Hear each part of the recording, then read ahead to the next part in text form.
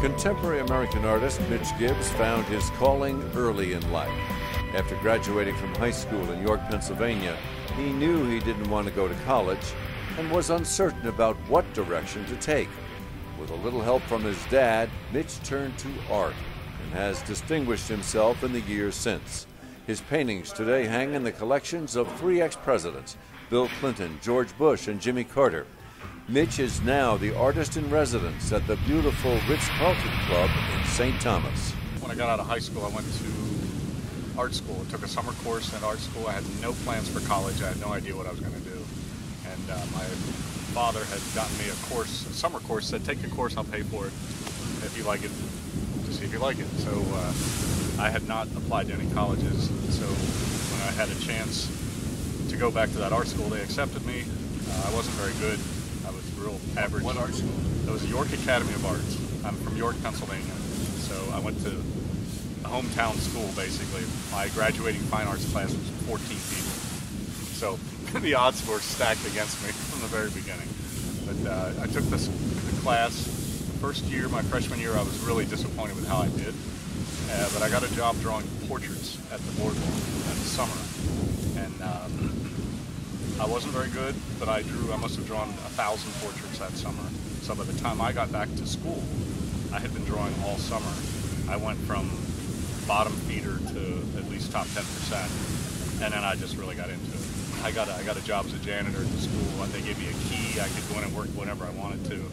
So I was like a 24/7 guy. Enjoying it for the fun of it? Oh, I loved it, yeah. And I had something to grip onto. I mean, I had no traction at all coming out of high school. And to have a direction just meant so much. And has that been your thing ever since? That's all I've ever done.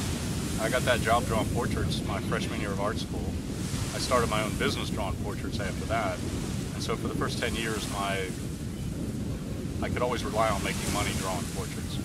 Then I did it so much that I got tendonitis in my shoulder because we were taught to paint arm's length. And yeah, I played tennis too, so I blew out my shoulder, couldn't draw portraits anymore.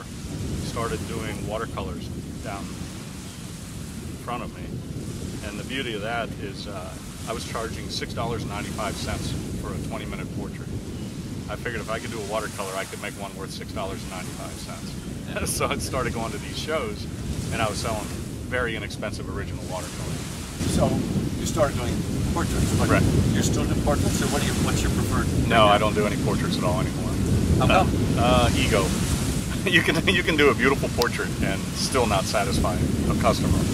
And I got to the point where my prices were getting pretty good, and the people became more and more difficult. And now I would do a portrait of an elderly man, and that would be about it. Why? Or a dog or a cat. Why? Why just that? They're not so caught up in the ego. You know, it's just more if it looks like me, great, he hit it. You know, whatever.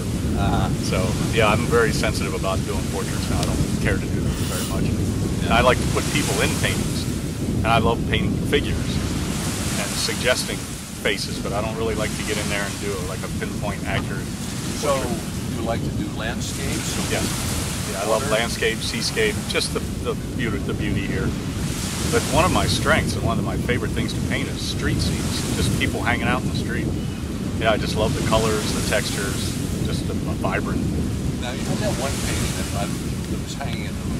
Yeah, that's a street scene down in Dominica. Yeah, to me it's just, I just love the culture, I love the vibrant colors, the textures. It's exciting. Yeah, that's a beautiful. That's my favorite piece. That's probably my best to date. Yeah. So how'd you come here? I spent 4 months in Puerto Rico, and I lived in Condado, and I wasn't very happy there at all. I didn't really like it. It was too loud, it was too noisy, it was too urban. So the last 2 weeks of that trip, I went to St. John, went to Cinnamon Bay, and I fell in love with cinnamon. So every winter after that, I went to St. John. And then after 3 years of that, I came over here to St. Thomas. A little more to do over here. And how long have you been here? 1985 was my first year. So you've been here a while. I've been here a while. This feels like this is home. This is home.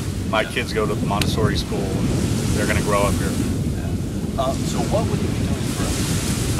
On property, I have a couple different things I'm going to be doing. One thing I'm going to offer a class, which is kind of unusual for me. And then the other thing will be demonstrations on a daily basis. And then during the afternoon, I'll come down onto the property and just paint, have a little display. Just be your artist in residence. Tell me about the classes. How will that work? Well, I'm just trying to formulate it now, but I think what I'll do is I'll have a 10:30 class when people show up in the lobby, and then we'll walk somewhere on property. Someone will pick a subject, and I will assist everyone in painting that subject. Now, I assume that your paintings are for sale. They're all for sale, yep. I have paintings, prints, giclées, lithographs. I've been doing this my whole life. Can somebody commission a painting from you, do a certain thing? It would depend on what it is that they're interested in. If it's something that I can put my heart and soul into painting, I would say sure. I don't want to do a contrived thing that my heart's not into, because I won't do a good job. So I want to do, if it's a heartfelt, I love kids. And if I can go out and get some pictures of the kids playing under the umbrellas, on the rafts, whatever, and if it hits me, I'll paint it. And sure, that would be a fun commission. And what if somebody were to come to you with a photograph of their kids on the beach? Would that be doable? Would depend on the photograph. I'd almost prefer to take my own, if everyone's here, if the family's here, and take hundreds, and then go through that with the parents, and we pick the ones. What I just want to stay away from is like a little sit-down portrait type of thing. I want the kids diving into the pool. I want the kids running on the beach, digging the sandcastles. Fun stuff, real life.